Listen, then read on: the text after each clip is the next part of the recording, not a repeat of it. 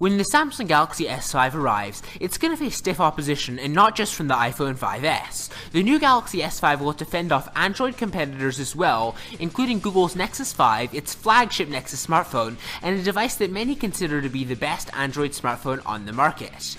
Now, I can't make a detailed comparison just yet, but in this video I'm going to examine what I believe are the key differences between the Nexus 5 and the Galaxy S5.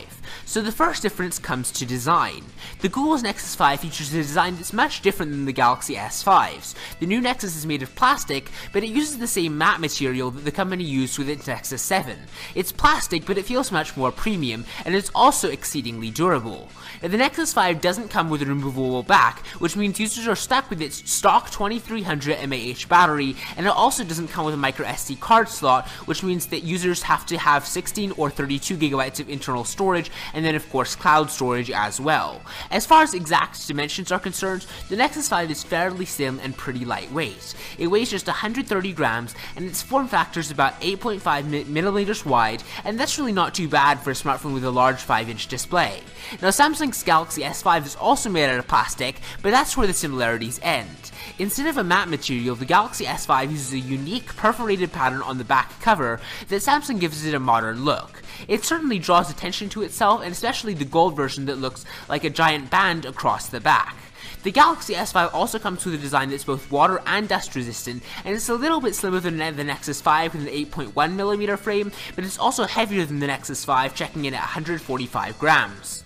Now, when it comes to camera, the Nexus 5's 8-megapixel camera is considered by many to be one of its worst features. While things have improved with the arrival of Android 4.4.2 KitKat, there are still those that consider it to be the most underwhelming piece of hardware on board the new Nexus. Now, there are definitely issues with the camera as well as bugs. The camera itself isn't so bad, but it definitely doesn't shine when you're taking videos in low light situations, as well as just general picture taking in casual environments. Now, the Nexus 5 camera does have optical image stabilization, which is nice because it helps to stabilize the camera when shooting video, and it also minimizes shakiness. That's one feature that the Galaxy S5's camera does not have. Now, what the Galaxy S5's camera does have are an assortment of other features like a 16-megapixel sensor and an autofocus that can focus in up to about 0.3 seconds. It also comes with advanced HDR, which allows users to actually see the final image on screen before the shutter is hit. This kind of convenience isn't afforded to Nexus 5 users who have to hit the shutter before seeing the results. Now, another difference between the Galaxy S5 and the Nexus 5 is when it comes to software. One of the perks of any Nexus device is that this comes with vanilla Android. Vanilla Android, also known as a pure Google experience, is Android the way Google intended it to be, and that means that the manufacturer UI, in this case LG, is stripped out, leaving a much simpler version of Android that people use a lot. Now, of course, the manufacturer UIs bring a different feature set, which means that the Galaxy S5, which uses Samsung's TouchWiz, comes with some features that the Nexus 5 doesn't have. For example, instead of a stock camera app, the Galaxy S5 comes with Samsung's fully loaded camera app that blows the stock app out of the water. Samsung's also added new health-related features and has also introduced a brand new ultra power-saving mode to the Galaxy S5 that will not only turn the display to black and white, but will also turn off all unnecessary features in an effort to conserve battery life. That's not available on the Nexus 5 because it runs stock Android. Now, ultimately, it will be up to you to decide which feature set is more appealing, but for now it does actually appear that Samsung has a slight edge with its additional features. I know pure Android's nice, but you really can't beat that kind of power-saving mode. Now, as far as price, carriers still haven't confirmed the on-contract price of the Galaxy S5, but there are rumors that point to it coming with a price tag that's cheaper than the usual $199.99.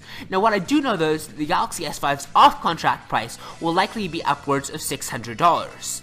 If that's true, it's going to be a lot more expensive than the Nexus 5, which boasts an extremely competitive $350 off-contract price for the 16GB model. It's a little bit more expensive than the Nexus 4's price, but it's a lot better than any other Android smartphone on the market right now. Now, the last difference between these two smartphones is when it comes to carriers. The Nexus 5 is only available on it's not available on US Cellular and Verizon for their 4G LTE networks, and it's also not available on some of the smaller regional carriers in the US. Samsung's Galaxy S5, on the other hand, is on AT&T, T-Mobile, Sprint, US Cellular, and Verizon, and is also coming to Metro PCS in April as well. Now, I also expect that regional and prepaid carriers will hop on board with the Galaxy S5, something that will help to offer the Galaxy S5 a distinct advantage when it comes to carrier options. Now these are 5 differences between the Galaxy S5 and the Nexus 5, but which smartphone you really get will actually come down to your personal preference a lot. Do you prefer Samsung's design language and their extra features that come with TouchWiz, or do you prefer pure Android and a cheaper smartphone for sure, but one that's slightly more limited when it comes to carriers? It's really ultimately your decision, and I will be very interested to see what you guys think of these two phones. So please be sure to like and subscribe if you enjoyed this video, and I will see you next time. Bye!